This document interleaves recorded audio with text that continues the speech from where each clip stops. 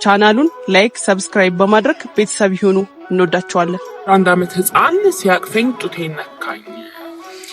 ይሄ ታሪክ ምን እንደተፈጠረው አንድ እናት ነች ኮንታክት አድርጋኝ ታሪክ ነው የነገረችኝ። ስዊዘርላንድ የምትኖር እናት አመት በዓል ቀን እንግዳ ትጠራለች። ሰው ይሰበሰባል፣ ቤታቸው ያከብራሉ ምናምን። ለ11 አመት ህፃን ልጅ አለቻት። ተነሺ ሰላም በይ ምናምን ቀፊ እንግዳ ሲመጣ በስነስርዓት ባህላችንን አክብሪ ምናምን እላታለሁ አለች ማለት ነው። እና በዛው ያው አሪፍ በዓል አሳልፈው ምናምን ሰው ይሄዳል። ከዛ በነጋታው ሰኞ ቀን ልጅቷ ትምህርት ቤት ሄዳለች። ትምህርት ቤት ከሄደች በኋላ እናት ይደወልላታል። እናትየው ተደውሎላት ትምህርት ቤት ትፈለጊያለሽ ትባልና ያው ትምህርት ቤት ስትሄድ ትናንት የነበረው ቤት እንግዳ የልጅሽን ጡት ነክቷል እና ልጅሽ ያው ለትምህርት ቤት መጣ እንደተናገረች እና ምንድነው የተፈጠረው የምታውቂውን ነገር አስረጂ ትላለች አስተማሪዋ። እናትየው ሾክ ነው እንኳለች። በጣም ነው የጨነቀኝ የደነገጥኩት እና ልጄን ማውራት ጀመርኩ። ለምንድነው ያልነገርሽኝ? ማነው እንደዚህ ያደረገው ስላት ስም ጠርታ ነገረችኝ። ለምንድነው እኛን ያልነገርሽኝ ስትላት ደግሞ ያው አንቺ ብዙ ጊዜ ባህላችን ነው ወንድሞቻችን ናቸው ፋሚሊ ነን ስለምትይ ለአስተማሪ ለዛ ነው የተናገርኩት አለች።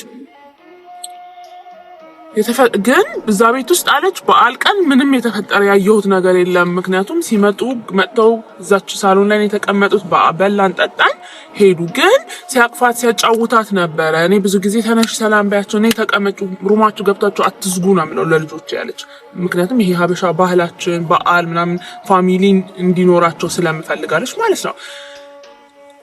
እና ያው ፋሚሊ ሰውየውም ፋሚሊ ነገር ስለሆነ እሱን ለማውራት ሞከረች። በተአምር ባለትዳር ነው የልጆች አባት ነው። መጥቶ አወራ፣ ምንም ነገር ለማስረዳት ሞከረ። ብዙ ፕሮሰስ ሄዷል።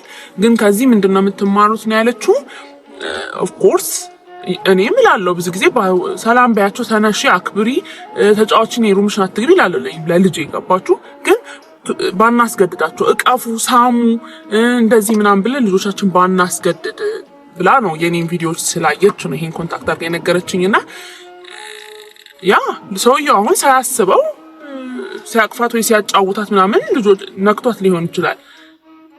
ይሄ የሚያሳየው እዚህ ያደጉ ልጆችና እዚህ የተወለዱ ልጆች ብዙ እንትናቸው ባህሪያቸው ወደዚህ ሀገር ስለሚሄድ ይሄ በተለይ 10 አመት 11 አመት በላይ ሲሆኑ ያውቃሉ ምን አይነት ስህተት እንደሆነ። እና የሰውዬ ሳያውቅ እንግዲህ ጡቷን ነክቷት ሊሆን ይችላል። እንደዚህ ሲያጫውት ደረቷን ነክቷት ሊሆን ይችላል። የ11 አመት ህፃን ነች እሷ የወሰደችው። ግን በቃ ጡቷን ለመንካት የነካ ነው የመሰላት። እና ኦፍኮርስ ችግሩ ተፈቷል ብላኛለች። ምንም ትልቅ ችግር አልተፈጠረም። አውርቼ አስተማሪዎችን ማስረድቻቸዋለሁ። ግን ደግሞ ለሌሎች እናቶችና ቤተሰቦች ትምህርት ይሆናል ባናስገድዳቸው ሳሙ ቀፉ ብለን ከፍላጎታቸው ውጭ ባንጫናቸው ችግር ይዞ ሊመጣ ስለሚችል ነው ያለችኝ። ሶ አይ ሆፕ እኔ ተምሬበታለሁ። ሶ እናንተም ከጠቀማችሁ ሰዱት።